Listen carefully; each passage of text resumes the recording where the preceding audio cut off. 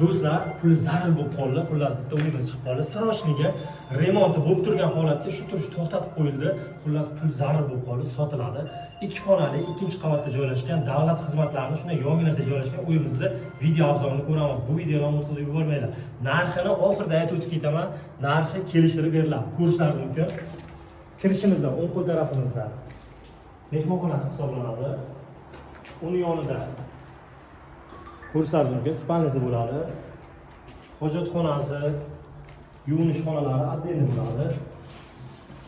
Xullas, uyimizda 70% ishlari bitgan.